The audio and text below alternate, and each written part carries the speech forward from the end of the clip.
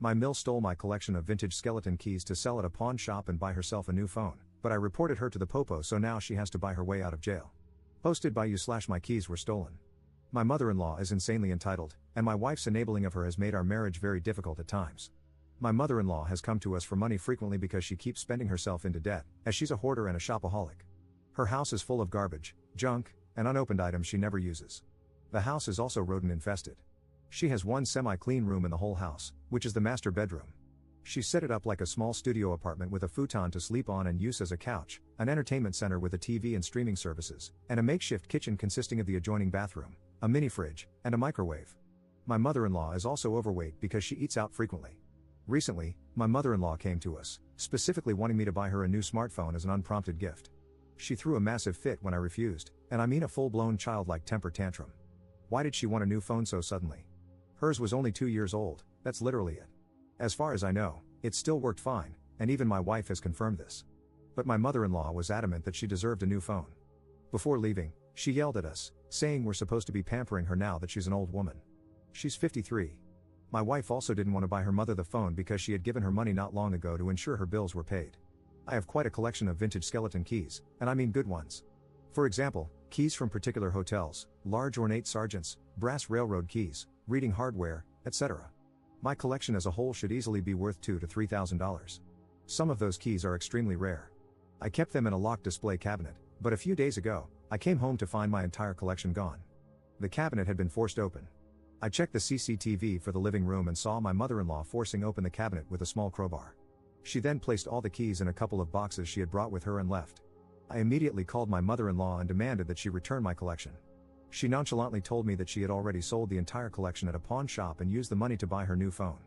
Then she said it was my fault and that she had to do it because I wouldn't give her the money. My wife was seemingly on my side until I said I was going to call the police. She begged me to drop it and even suggested I just start a new collection. I refused to let it go because many of those keys are not only expensive, but they're also irreplaceable. I spent 10 years building that collection. However, my wife kept blowing up at me, telling me to just let it go. Would I be wrong if I went to the police? Update 5 days later. Thank you everybody for the comments and advice. It finally made me realize that I was the only one keeping my marriage afloat, and it would likely never get any better if my wife wasn't on my side, even when her own mother stole something irreplaceable from me. This is going to be long, so TLDR, my mother-in-law got arrested, I got my keys back, and I'm divorcing my wife. To answer some quick questions I've received before getting into the nitty-gritty. 1. How did my mother-in-law get into the house? My wife unilaterally gave her a key when we moved in, that's why. 2. Why did I have CCTV cameras in the living room? Really? Wouldn't you, if you had something valuable on display there? 3. Is my mother-in-law on substances? No idea, she's always been crazy. 4. Did my mother-in-law steal from us before? Not that I've been able to tell, and I've checked everything I could think of. 5. What kind of phone did my mother-in-law get? I have no clue, but probably one of the cheaper smartphones given the amount of money she got from selling my stuff, unless she's on a payment plan. 6. Did my wife use my money to placate her mother before? Yes, she did. We primarily have separate accounts, but we also have a joint account for bills, which isn't used for savings. In 2 years of marriage, I'd say this happened about 5 times. Each time my wife took money from the joint account for her mother, she replaced it on her next payday. Though in hindsight, I think she only did so because she knew I wouldn't let it go. She'd always have an attitude with me for a few days after. I was in a bad marriage fog before, but this situation snapped me out of it. 7. Will I lock down my credit? I already have. Though I doubt my wife or her mother would be so foolish to try something like that, especially after my mother-in-law was recently arrested. Now, back to what happened that day. The police arrived and took my statement a little over an hour after I called the non-emergency line. I had the video footage and documentation of my collection ready. I also had texts that I had purposely obtained from my mother-in-law to bait her into a confession. I wanted to gather as much evidence as possible so she couldn't lie to the police. When I texted her, demanding she return my collection, she actually said LOL and told me there was no chance. She even boasted that she thought I was a pathetic son-in-law and that my key collection was tacky anyway. I asked her to at least tell me which pawn shop she sold the keys to so I could try to buy them back and how much they paid her. The dimwit admitted it all with glee in the texts. By the time the police arrived, I had everything I needed to back up my case. The cops took the matter more seriously than I expected. I was worried they might call it a civil matter since the thief was my mother-in-law and she had a key to the house. However, they arrested her not long after. The police even went to the pawn shop before it closed to retrieve my collection. I got everything back from the police after a couple of days. For now, I've placed the collection in a safe, secure location that no one can access. The pawn shop gave up the entire key collection to the police right away, like it was a bag of hot potatoes.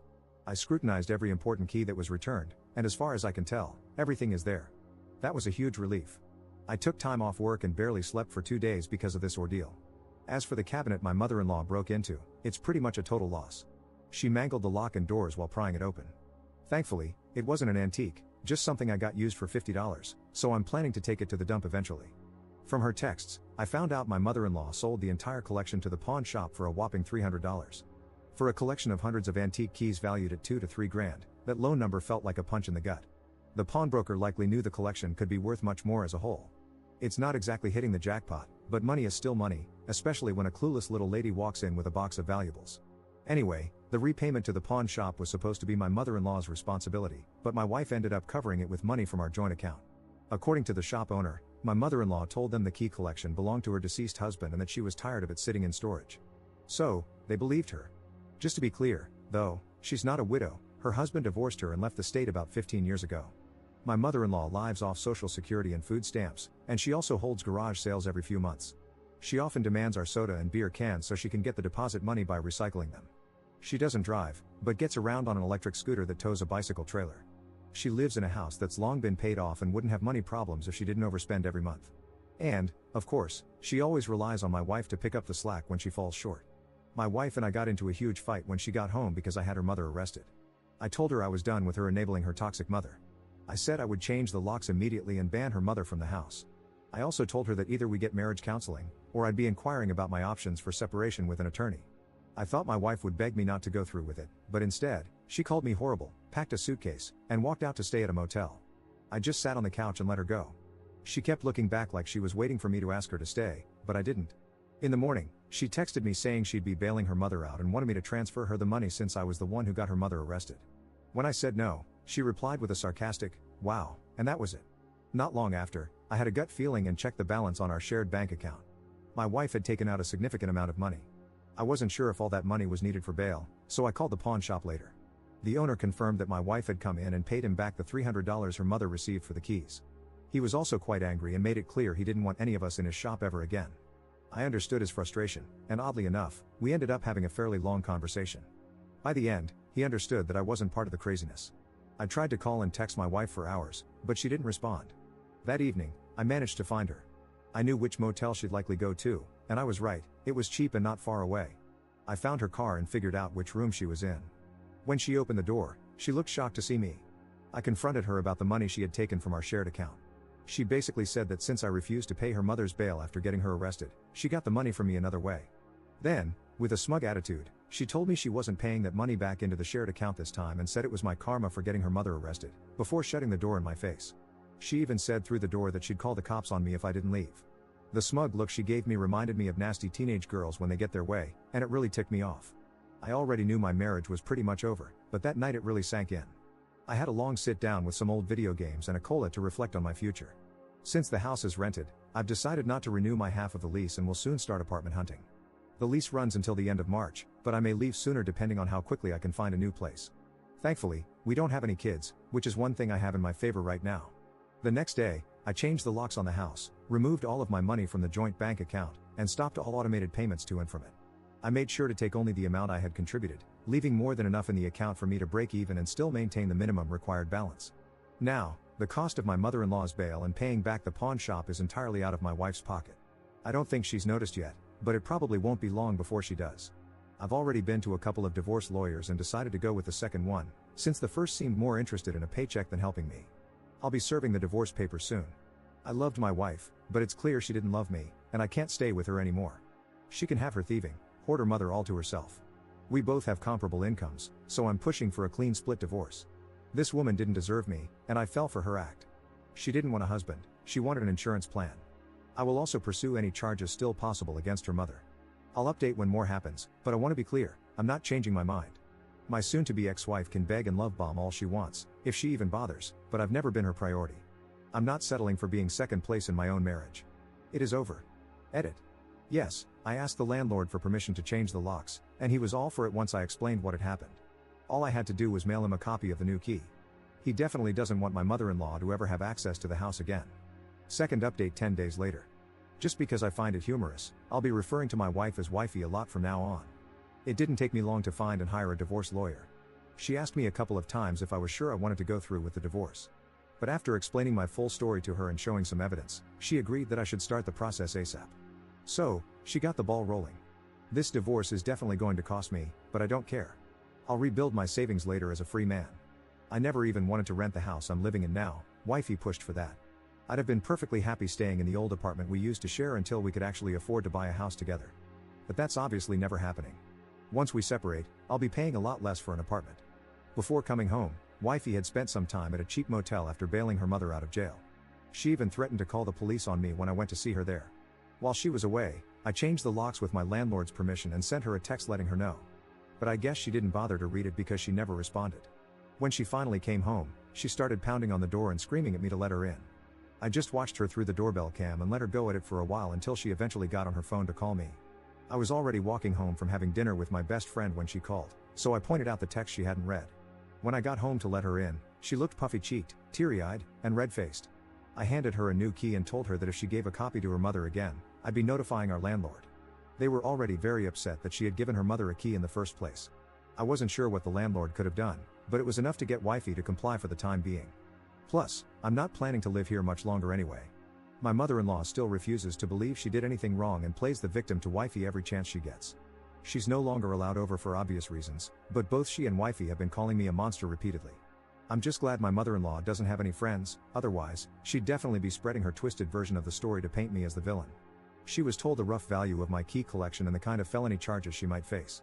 Even though my collection was returned intact, she could still be looking at legal consequences, although the charges might get reduced. I'd like to hope she gets a decent punishment, but I'm not counting on the system to throw the book at a manipulative person like her. As I mentioned in my previous post, wifey paid her mother's bail and reimbursed the pawn shop with money from our joint bank account, then smugly told me she wouldn't be putting the money back. It was a terrible power move, her way of trying to stick all the costs on me. Since then, I removed everything I had in that account and stopped all future payments so she couldn't spend my money too. I've also changed my passwords to pretty much everything. When wifey finally checked the account a couple of days ago, she flipped out because it meant that what she paid for her mother's bail and reimbursing the pawn shop was coming out of her money only. She no longer had access to my funds to supplement her own. I just ignored her tantrum, went into the home office, and watched anime on my computer. She banged on the door for a while, demanding I talk to her, but I stayed quiet and put on my headphones. Wifey has repeatedly demanded that I drop all charges against her mother, even going as far as to say that if I really loved her, I'd not only stop everything but also cover the costs. When I kept refusing, she moved into the spare bedroom. Initially, she tried to kick me out of the master bedroom, but I made it clear I wasn't giving it up when she was the one at fault. She even tried taking my things out, but I blocked her and, pointing my finger like I was talking to a dog, firmly said, "No." She ended up crying, accusing me of demeaning her, but I didn't care. Then, out of pure spite, she admitted that until this mess started, she'd been planning to move her mother into the house full-time soon because of the state of her hoarder home. She even boasted that she was going to do it while I was at work. I told her that we were supposed to be equal partners before all this, and I was tired of her making decisions on her own. As long as I'm paying 50% of the lease, her mother will not be living here. I made it clear that if she tried to move her mother in, I'd throw all her stuff out immediately. Wifey looked like she was about to explode and stormed off to the kitchen to have a drink and a loud phone call with her mother. Meanwhile, I started removing her things from the master bedroom and put them in the other room for her. I've also installed a new lock on the master bedroom door. I had wifey served with divorce papers at her job, and she told me it really embarrassed her in front of her colleagues. When she got home, she flipped out again, apparently not taking my threats of divorce seriously until the papers were actually in her hands. She said I couldn't do this, but I told her I was done. She'd made it more than clear where she stands. I told her I learned an interesting phrase online: when people show you who they really are, believe them. And she's clearly shown me who she really is, and it's not the woman I fell in love with. That woman disappeared and was replaced by an entitled mommy's girl who refuses to act her age, especially after we got married. It's pretty obvious now that she did that intentionally. At this point, I don't think she ever loved me, just my wallet. I told her I can't stay married to someone who conned me into this. She started screaming that she wasn't a gold digger, so I asked if she would have stayed married to me if I had done all the same things to her. She tried to deny it at first, but then hesitated, looking around as if searching for a better answer. Finally, she resorted to her usual gaslighting to deflect, but I wasn't having any of it this time. I told her right then and there that I'm not renewing the lease on the house because I don't want to live with a petulant woman-child I can't trust.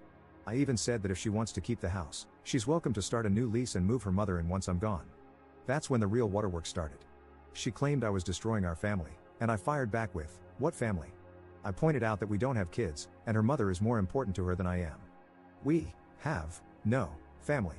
After that, I just walked away. She cried loudly in the living room for hours, but I ignored her. Now, she's giving me the hardcore silent treatment and refuses to look me in the eye. Honestly, I'm actually enjoying it, which seems to make her even angrier. As an added bonus, I warned my landlord about wifey's plans to move her mother in. I gave him all the details about my mother-in-law, the state of her hoarder house, and how wifey is a deceptive mommy's girl. I made it clear that if he allowed my mother-in-law to live in any of his properties, she would turn it into a disaster. The landlord thanked me for the heads up and told me he won't let wifey renew the lease on her own if she tries. He plans to advertise the property soon. Wifey has no idea yet, and she likely would have only just barely been able to afford the place with her mother's help anyway. Yesterday, someone advised me to remove my name from the joint bank account to avoid being responsible for any overdraft. I took their advice and went to the bank to get it done. I also made sure to print all statements from the account and hand them over to my lawyer, so I can wash my hands of it completely. Edit. I'm not sure if it's the same everywhere, but the bank had no problem removing my name as a cosigner when I pushed for it. The account had no debts and well above the minimum balance. The bank probably informed wifey, but whether or not she knows, it doesn't matter since she's still not talking to me. Third update 2 weeks later. The fact that so many people here predicted this so accurately is kind of frightening, but it just proves what a stereotype wifey really is. After about a week of the silent treatment, wifey couldn't keep it up anymore and started love bombing me. She even tried to make dinner and get me drunk. While she was cooking, I told her I wasn't going to touch anything she made. For one, she's a terrible cook, and secondly, I don't trust her not to put something in the food. She made overcooked hamburgers, and I didn't touch them or the drinks she provided. The beer was already opened. She started crying, saying I was being mean for not eating her food. I coldly told her it was because I can't trust her anymore. She snapped back that it's not like she'd cheated on me or anything. I responded that she may as well have cheated, since her mother was always more important to her than me, the man she married. You can't keep a marriage together by treating your spouse as secondary. Wifey broke down crying again and tried to change the subject, begging me to stop the divorce. She said we could finally get the marriage counseling I'd wanted and promised she'd never try to have her mother live with us. I told her it was far too late for that. She had her chance, and she blew it, badly. She's already made it very clear where her priorities lie. In the past 2 years, she made no real effort to improve, only acting nicer in public. Why would I want to stay in such a toxic relationship? For once, she had to answer truthfully and admitted that she likely would have left me if I'd done the same things to her. But she still kept trying to convince me not to go through with the divorce, saying we could work things out. I couldn't listen to it anymore, so I just walked away and went into the office again.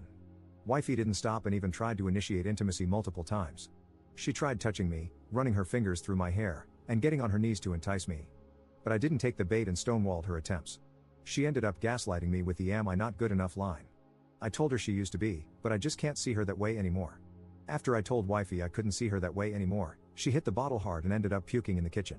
At this point, I wouldn't put it past her to try and baby trap or frame me, so I've been locking the door when I sleep and even installed a hidden camera in the room. I want out of this house, but I can't leave until my new place is ready. Wifey has doubled down, sobbing and begging me not to go through with the separation and divorce, but nothing is changing my mind. I've already secured an apartment that'll be available in early to mid-March and have notified all utilities about the upcoming change. Now wifey's freaking out even more because she has to find a place for herself, but I don't really care where she ends up. I'm just glad I'll be free of this house soon. I've also made sure not to tell her where my new apartment is, and she's tried to get that information out of me 3 times already. As soon as my new apartment is ready, I'll start moving my things in. I'll be taking the bed from the guest room since I paid for it, and it'll be easier to move. It's a queen size, whereas the one in the master bedroom is a king. Wifey can keep the bulk of the furniture. She can leave it for the next tenant or sell it, I don't care anymore. The apartment I'm moving into is a 1-bedroom, and though the previous tenant left it in bad shape, it's getting remodeled. I chose this place because not only is the rent far cheaper than the house, but I'll also be much closer to my job, close enough to walk or bike to work. I haven't ridden a bike in years because wifey never wanted to, which is another thing she held me back from. So once I move, one of the first things I'm going to do is buy a bike. Edit. To clarify, wifey is the only one who's been drinking. I've avoided booze for a while now. Edit. I've received a lot of comments judging me based on this post alone. I'm not acting this way for no reason. Please read my prior post to understand what led to this. Edit. To explain the bike situation, wifey hates bikes and never wanted to ride with me, which made me gradually lose interest. Eventually, she threw out my old bike without asking me. I wasn't too mad since it was in bad shape, but I never replaced it, and that's on me. I'm still deciding what kind of bike to get, either a street MTB, a classic road bike, or a fixie. Fourth update 4 months later. I've decided I will no longer refer to my soon-to-be ex-wife as wifey, even that feels wrong now. So, from now on, I'll just refer to her as my soon-to-be ex-wife. At first, I thought nothing came of it as weeks went by, but I guess someone did look into it because my mother-in-law's house was eventually inspected. The house was found to be in even worse shape than I had imagined. It was not only a serious fire hazard to itself and everything around it and rodent infested, but there were also exposed electrical wires, a roof leak that had been left unfixed for years causing severe rot damage and black mold. The outside of the house didn't look that bad, and since it was in a neighborhood full of old houses that looked similar, no one had reported it until I did. My soon-to-be ex-wife figured out it was me who reported her mother, given the timing and everything. She came home and ranted about all the things her mother told her the inspector had found, and how her mother was likely to lose her house now. But honestly, it was only a matter of time before something like that happened. If I hadn't reported her mother, someone else eventually would have. She screamed at me, calling me a horrible, deceitful person. I calmly asked her if she wanted to be the pot or the kettle, then reminded her of all the reasons why we were separating. I ended up losing my cool and ranted at her, saying that her enabling of her mother caused this. Her acting like it wasn't important when her mother stole my irreplaceable skeleton key collection, which I'd spent a decade building, caused this. Her selfish, unilateral decision-making and bratty behavior since we got married caused this. Couples are supposed to make decisions together, but she kept making them for both of us without even asking for my input. So, for once, I made a unilateral decision of my own and reported her mother's hoarding. It needed to be reported anyway because it's a danger to both her and the people around her. I told my soon-to-be ex-wife that I was sick of constantly sucking it up, letting things slide while they acted like I was the bad guy and walked all over me. I made it clear her mother would get nothing more from me. And maybe, just maybe, she wouldn't be as crazy once she's no longer living in a house filled with the fumes of rotten garbage, rodent excrement, and black mold. My soon-to-be ex-wife just walked away, sniffling and cursing me. Yeah, I know I went too far. I'd been reduced to being just as petty as her. I made that call out of anger, but after I did it, I had no choice but to stand by my decision. My mother-in-law ended up demanding that my soon-to-be ex-wife cover the cost of cleaning and restoring the house, but she couldn't afford it. From what I've heard, my mother-in-law went off on her, telling her to find the money any way she could. She even demanded that I pay for it since I was the one who reported the house, saying my soon-to-be ex-wife should sue me. However, my soon-to-be ex-wife told her it wouldn't work. The house was in such poor shape, rotten garbage, exposed wires, roof leaks, rot, and black mold, that no one should be living in it to begin with. When my soon-to-be ex-wife tried to tell her mother that she couldn't afford to pay for the house to be cleaned and renovated, her mother attacked her like a wild animal. She hit and scratched her multiple times, even trying to pull her hair out. And then it happened, my mother-in-law had a heart attack right on the spot. Going into a rage on her daughter must have triggered it. My soon-to-be ex-wife called 911 while frantically searching for aspirin in the house, but by the time help arrived, her mother had already passed away. My soon-to-be ex-wife came home with a police officer in tow, absolutely furious and screaming at me about what had just happened to her mother. She blamed me for everything. Amidst her ranting, I found out for the first time that her mother had a weak heart, which was the real reason she was on disability. The officer had to separate my soon-to-be ex-wife from me as she collapsed onto the couch, sobbing. I hated my mother-in-law with a passion, but I never intended for anything like this to happen. I still feel a great deal of guilt over it. From what the police officer and my soon-to-be ex-wife said, I managed to piece together the full story and later typed it out, but I couldn't bring myself to post it at the time. I was too consumed by guilt and needed to take a serious break from Reddit. That evening, after finding out my mother-in-law had passed away, my soon-to-be ex-wife eventually calmed down enough to explain things more clearly to the officer. However, she kept shifting between blaming herself and blaming me. From across the room, I asked her why I was never told about her mother's heart condition. She yelled back that it was none of my damn business. But it explained a lot. The times her mother would dramatically put her hand on her chest and cry whenever she didn't get her way now made sense. My soon-to-be ex-wife ended up having a breakdown in the bathroom she'd been using since we started sleeping separately. She asked the police officer for a moment alone, then went completely crazy after shutting the door. A few minutes later, she came out looking angry but calm and told me I was cleaning up the mess she made in there. Then, she packed her bags again and left for the motel, saying she wouldn't be coming back unless it was to get her things. I was so consumed with guilt that I could barely function for days. I had to take leave from work because of stress migraines and spent 3 days on the couch, relying on meds to get by. But after that, I managed to pull myself together. My friends keep telling me it wasn't my fault, I didn't know about her mother's condition, and my mother-in-law was clearly unstable. Regardless, what's done is done, and I have to live with it. Unfortunately, there's more that happened, and I'll share that in another post. Edit. I came back to find over 200 comments in my inbox, and I want to thank everyone for the support. It's too much for me to reply to each individually, so I'll respond from here. Did I move into that apartment in March? Yes, I did. The events of this post happened before that move. Is this post fake? I wish it were, but this is the reality I've been dealing with. Am I in therapy? Yes, I am. I've been in therapy for about a month now, and it is helping. A few people were against me in the comments, and I don't blame them. Yes, my mother-in-law's heart condition was unknown to me, and I set things in motion by calling the fire marshal. I understand that hoarding is a serious mental disorder, and I do feel guilty for what happened. I'm not made of stone. But at the same time, My mother-in-law was a narcissist who thrived on walking all over me, and even her own daughter. I get that losing one's home is terrifying, but if you don't take care of it and let it become a moldy, rodent-infested den, then you've let your home down.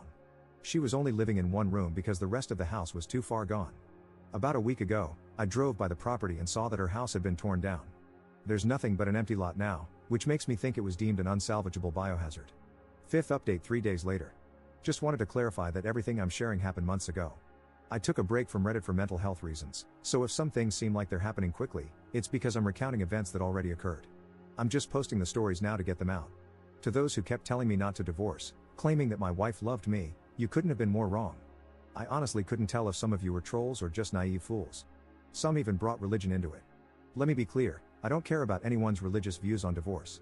They're not me. They're not living my life. It's like the example of a rich man saying he knows how hard it is to pay for gas when he drives $1 million car. He can't understand the struggle of paying for gas when he has the wealth to buy such an expensive car. In the same way, people can't claim to know whether my soon-to-be ex-wife loved me just because they didn't live with her, didn't deal with her mother, and didn't suffer at their hands. So, they have no valid reason to say they knew better. My soon-to-be ex-wife pretty much admitted to my face that she only married me for financial security. So yeah, I was right all along. She spent years grooming me so she could trap me in marriage and walk all over me. And yes, she had plans to baby trap me after I initiated the divorce. I've confirmed this. After her mother died, she dropped any pretense of wanting to save the marriage. In my last post, I explained how I reported my mother-in-law's hoarding, which led to her house being inspected and scheduled for condemnation.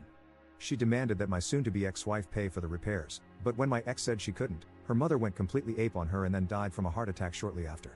It turns out she had a congenital heart condition, something I didn't know about until after she passed. For years, I was told she was only on disability for mental health issues, but she actually had a weak heart. The stress of potentially losing the only home she had lived in for decades likely pushed her over the edge, and her heart gave out when she attacked her daughter for not being able to afford the repairs. I still feel guilty about what happened, but it's in the past now. My mother-in-law's house was torn down at some point, though I'm not sure when. About a week before making my previous post, I drove by, and there was nothing left but an empty lot. It was likely declared a biohazard. I'm not sure if my soon-to-be ex-wife owns the property now or if it was sold, but I can't imagine she inherited anything good from her mother's hoarder den. That house was in such bad shape, I even saw a rat scurrying across the top of the hoard once. Many commenters were spot on about my soon-to-be ex-wife's love-bombing behavior being an attempt to baby trap me. A few days after she left for the motel following her mother's death, I went into the bathroom she tore up during her meltdown to clean it. She'd left it in quite a state. While cleaning, I found a bottle of pills in the wastebasket labeled fertility support. When I removed the cap, the paper seal had already been torn out. After Googling it, I found out it was a common over-the-counter female fertility vitamin that anyone could buy online or in stores, not a prescription. When my soon-to-be ex-wife came to get more of her things, I confronted her about it. She admitted that she had hoped to get pregnant so I wouldn't divorce her, but that was before her mother died. After that, she said she'd never want to touch me again. She scoffed when I told her I'd already been feeling that way toward her for a while. I never did find out if she put anything in the food or the open beer she tried to serve me, but after searching the house thoroughly, I came up with nothing suspicious. So, she may have just wanted to get me drunk. I can't express how relieved I am that I didn't end up having a child with this woman. I wasn't allowed to attend my mother-in-law's funeral. Not that I wanted to go, but my soon-to-be ex-wife specifically told me she didn't want me there. I understood and told her so. However, later on, she posted online that she was furious because barely anyone from her family showed up, not even her father. She then lied, claiming that I was invited but refused to attend, which was completely false. Thankfully, I had screenshots of our texts proving that I was explicitly uninvited. After my soon-to-be ex-wife left the house following her mother's death, she stayed at the motel for an extended period, moving her stuff out bit by bit, either to storage or a friend's place. I didn't help, so I'm not sure. Friends later told me she eventually found a studio apartment but hated the small space after living in a house. She was even seen looking miserable at the local laundromat. Our former landlord agreed to keep the extra furniture that neither of us could take since the new renters were happy to use it. Contrary to what many of you thought, my soon-to-be ex-wife didn't sabotage the house in any way other than her bathroom tantrum. However, she flat out refused to help pay for a cleaning service, clearly doing it to spite me. Rather than wasting time arguing with her, I hired a cleaning crew myself. They and I left the house spotless, and I got my half of the security deposit back without any issues. I ended up buying a used Kent Ridgeland bike and started riding again. I don't have the same passion for it that I used to, but I do enjoy my short cruises around town. After her mother's funeral, my soon-to-be ex-wife went into full hate mode. She started badmouthing me on social media, spreading lies about me because she blamed me for what happened to her mother. She accused me of being physically, emotionally, and financially abusive, which was completely untrue. If anything, she was the one who treated me that way. She also downplayed the value of my skeleton key collection, continuing to claim it was worthless. Thankfully, word had already spread through my friends and some former mutual friends about what really happened. They commented on her posts, setting the record straight to the point that she eventually took the posts down. Still, I got messages from angry flying monkeys who bought into her lies. The most common accusation was that I ended a sick old woman's life over a key collection. I responded to them by explaining my side of the story and showing evidence, including texts proving I wasn't invited to the funeral. I made it clear I was sorry my mother-in-law died, but I couldn't have predicted she'd have a heart attack. Plus, her house was in such bad shape, it was unlivable. A few people apologized after hearing the truth, most just stopped talking, and some continued to call me a liar, so I had no choice but to block them. I ended up contacting my soon-to-be ex-wife to let her know that I'd file a defamation lawsuit on top of the divorce if she didn't stop posting lies about me. Given the potential impact on her career, it likely wouldn't have gone well for her. I had already screenshotted everything I needed from her profile before she deleted the posts. She tried to accuse me of blackmail, but she eventually stopped. She later tried to play it off as just being angry in the moment, but the damage was done, her lying had been called out, and she lost all credibility. She ended up shutting down her social media entirely and called me afterward to blame me for it. During the call, she mocked me, saying she was glad I was divorcing her. She also insulted me, saying I never satisfied her in bed because I was too vanilla, and said she wished she could have gone back to her ex-boyfriend. That last part actually stung a bit. To clarify, my soon-to-be ex-wife never cheated on me. A lot of people, including my friends, assumed she had, but no, she just spent a lot of time with her mother. I've also spoken with the guy who dated her before me. Some of her former friends were still in touch with him and gave me his number. He told me he dumped her because she and her mother treated him the same way they treated me after I married her. That means the 3 years they played nice was part of a calculated move. I also found out from him that the guy who dated her before him, her high school sweetheart, dumped her for the exact same reasons. It's a pattern that's been going on for years. There's still more to this, and I'll post again soon. For now, I'll just say that the divorce is underway, and it's not going in my soon-to-be ex-wife's favor. 6th update 6 days later. To clarify, since some people didn't know before, everything I've been posting happened months ago, which is why I've been able to share these events so quickly. After the social media drama, my soon-to-be ex-wife tried one last desperate move to get back at me. She tracked down my mother, with whom I've been no contact. She probably found her through Facebook, as I know my mother has an active profile there. My soon-to-be ex-wife knew exactly why I went no contact with my mother. I'd told her for years about the things my narcissistic mother put me through. But she went to see her anyway. Whether she was looking for a replacement maternal figure or doing it just to spite me, or maybe both, it's clear that she's petty AF. Despite being years of no contact with my mother, she wasn't far away since I never moved too far from where I was raised. My soon-to-be ex-wife fed her a very embellished sob story. I got a call from a number I didn't recognize, and it turned out to be my mother. The first words out of her mouth were, "How could you?" She wouldn't even let me speak, cutting me off with, "I don't want to hear your excuses," and then went on a rant fueled by the lies my soon-to-be ex-wife had told her. I didn't even bother to listen to the whole thing. I just hung up about halfway through the rant and blocked the number. At that moment, I remember thinking, just great, the two people I hate most in this world are now banding together. My soon-to-be ex-wife figured out where I live, though I have no idea how. What mattered more was that she showed up with my mother. Seeing my mother again was like a bad flashback. She was just as judgmental and narcissistic as ever, but now with bleached blonde hair, still dressing like she was in denial about her age. The moment she started yelling at me, I snapped. I completely lost it on both her and my soon-to-be ex-wife. I ranted about all the things my soon-to-be ex-wife and her mother had put me through, and how I wasn't surprised that my own crazy mother would side with a toxic liar like her without even questioning my side of the story. I ended up venting about a lot of the things that had happened, and for the first time in my life, I saw genuine fear in my mother's eyes. She didn't even try to counter me. I don't know how long I was ranting at them. It was like word vomit, yell-splaining everything I had bottled up, to the point where I almost mentally checked out while my mouth did the work. I told my mother everything about what my soon-to-be ex-wife and her mother had done to me. I vented about the theft of my collection, about my mother-in-law's hoarding and the condition of her house, about how they trapped me in a fake marriage, and how my soon-to-be ex-wife admitted to trying to baby-trap me. I then pointed out how she brought my mother over to try and stick it to me. I looked at my soon-to-be ex-wife and said that if her grand plan was thinking my mother had any power over me, she was even dumber than I thought. And, yes, I went on about how she thought my skeleton key collection was worthless and explained exactly why it wasn't.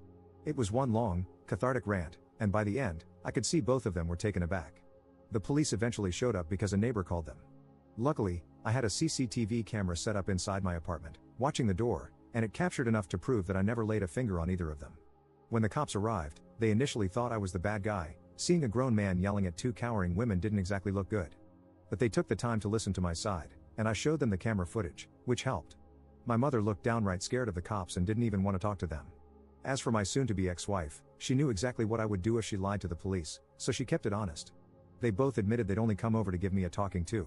Sure, right, like that was all they had in mind. Who knows what those two would have tried if the police and my temper hadn't intervened. No one was arrested, but I made it clear to the police that I didn't want my mother or my soon-to-be ex-wife coming back. After they left, I went to the police station to file a report to create a paper trail, just in case of future stalking. One of the officers tried to make it seem like I was overreacting, saying it was unnecessary since they had only shown up at my door. He also seemed a bit offended that I was filing a report against my own mother and soon-to-be ex-wife. I calmly told him he didn't know these people, they're relentless narcissists. The next day, I texted my mother from the number she had called me from and explained everything in detail, even sending her screenshots as proof. I made sure to communicate via text for two reasons. 1, so I wouldn't have to actually hear her voice, and 2, because I could screenshot the conversation and provide it to my lawyer for my divorce case against my soon-to-be ex-wife. My mother claimed that my soon-to-be ex-wife had told her a completely different story, accusing me of being abusive in various ways. I told my mother that she was free to have a relationship with my soon-to-be ex-wife, but I wanted nothing to do with either of them. I made it clear that if either one of them showed up at my apartment, or any future place I might live, I'd call the police. My mother didn't respond for several days. I also messaged other relatives about what had happened and asked them to spread the word, just in case my soon-to-be ex-wife tried playing the victim with them too. Thankfully, it seems like she was smart enough not to bother, as none of my relatives heard a word from her. My soon-to-be ex-wife ended up having a huge fight with my mother, and my mother kicked her out. My mother finally texted me after that, saying she didn't want to risk staying on my ex's side when it meant getting dragged into the crossfire. She even gave me a short, somewhat apology. I accepted it, figuring it was good enough, since getting my mother to apologize for anything is like pulling teeth. I told her I still didn't want a relationship with her, especially because I know she still defends the way she raised me. She responded that she understood and then, in typical fashion, told me to have a nice life in a somewhat passive-aggressive way. After that, I re-blocked her number.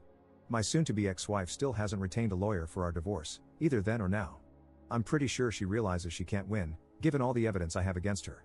Every dumb thing she did just gave my lawyer more ammunition to work with. She hasn't been fighting back much at all, and honestly, there's nothing to fight over. Our only joint assets were the shared bank account and the rented house. I've already taken my name off the account, and we both moved out of the house. I've locked down my credit, have cameras installed, and I'm not taking any BS from her. I think she might be scared of me at this point. Not long before I started posting again, she moved out of state. Apparently, she got a job transfer and notified my lawyer where she was going. She'll still need to come back whenever she has to appear in court, but unless something else crazy happens, I probably won't need to update again until after the divorce is finalized. 7th update 3 months later. It's been a while since I posted, but here's the final update. I'm officially single now, as my divorce was finalized a couple of weeks ago.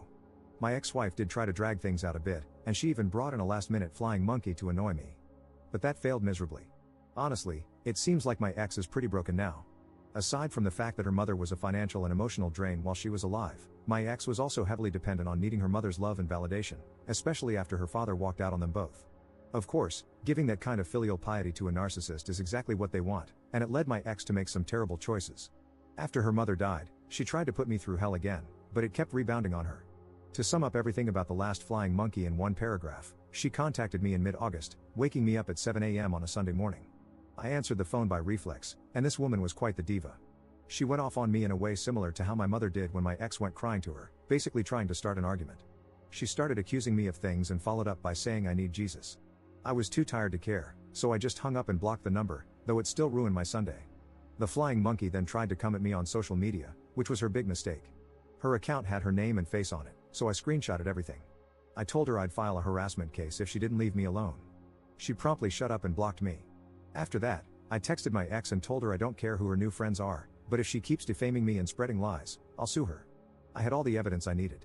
Surprisingly, she admitted fault, promised it wouldn't happen again, and that was the end of it. A few months ago, a commenter gave me quite a scare, suggesting that the timing of the police showing up when my mother and ex were at my door was a little too convenient. They hinted that my ex or mother might have called the cops in advance to ensure they arrived just as I was going off on them. Thankfully, I had CCTV footage proving my innocence and that they provoked me. Just in case, I had my lawyer look into it, and it turns out there was no foul play involved. It really was just a neighbor who called the police, though I still don't know which one. If my ex or mother had called the police, we could have used it as ammunition for a false police report, but in the end, it didn't matter. My lawyer and I had a solid pile of evidence to use in divorce court, and even the last-minute flying monkey got added to the list. I'm still going to therapy, and I've been told that despite my messed up past with my mother, ex-wife, and mother-in-law, I've handled things pretty well given the circumstances. However, I'm dealing with lingering trust issues when it comes to meeting new women, which will take time to improve. I'm fine around female friends and women I've known for a while, but with any new woman I talk to, or even feel attracted to, I instinctively avoid getting close. My therapist agreed that my decision to swear off marriage for the rest of my life is completely valid, and that not everyone needs to conform to the idea of marriage. But deep down, I'm still seeing any new woman as someone to avoid to protect myself. I've been working on getting better about it, but it's a slow process. In the end, my ex basically admitted surrender in divorce court and eventually transferred out of her job, moving to another state. The only time I saw her in person again was at the final divorce hearing. Unlike me, she never hired a lawyer for the divorce, probably because she knew she was already screwed, or maybe she just couldn't afford one. Her finances weren't as good as mine, largely because she'd given a lot of money to her mother. During the divorce, I found out that her credit wasn't great, not technically in the toilet, but she had debts going back to before we were even married. I don't know the specifics of those debts, but she admitted that she was hoping for my help to pay them off. In fact, her plan was to turn me into her lapdog and make me take care of those debts. But, as we know, she and her mother pushed all the wrong buttons, and I rebelled. Everything I've shared in past posts shows how messy it got, but at least the divorce confirmed what I had already known: she was only in the marriage for financial security. During the divorce hearings, my ex mostly avoided insulting me or even making eye contact. At first, she tried to act overly scared of me and still claimed her mother's death was my fault. I owned up to reporting my mother-in-law's hoarder house, but I explained that I could never have predicted she'd have a heart attack. The house was unlivable and dangerous, not only to my mother-in-law but also to the people around it. The judge was appalled by the information on the house's condition, and my ex couldn't deny any of it. The judge also saw right through her manipulation tactics, especially after reviewing the stack of evidence I had on her and her mother. Once called out, my ex stopped crying, straightened up, and just looked defeated. Right after the divorce was finalized, my ex stomped out the door, and that was the last time I saw her in person. We didn't have any real shared assets. The house we used to live in together was rented, we both owned our vehicles outright under our own names, we didn't have kids, and we both made about the same amount of money. However, I still had the advantage with the recordings, CCTV, bank records, screenshots from social media, texts, the situation of her getting my mother involved, the flying monkeys, and other things I've mentioned in these posts. My ex didn't deny anything after seeing all the evidence. In the end, she just talked about random things before finally agreeing to an amicable, clean split divorce. No alimony, and we went our separate ways. Someone here also advised me to petition for my ex to change back to her maiden name, which I did. She agreed to it with no issue. For whatever reason, she called me, and we spoke one last time over the phone just last week. She admitted that while she still hates my guts with a passion, she finally realized what her toxic mother had done to her. I'm not sure how much I believe that, but it doesn't matter anymore. She said she'd made new friends after moving and, for once, was only having to support herself and no one else. I wished her well, and that was that. We didn't end on a bad note, just a very neutral one. I'm a free man now, and I hope that any future partner I may have won't be like my ex.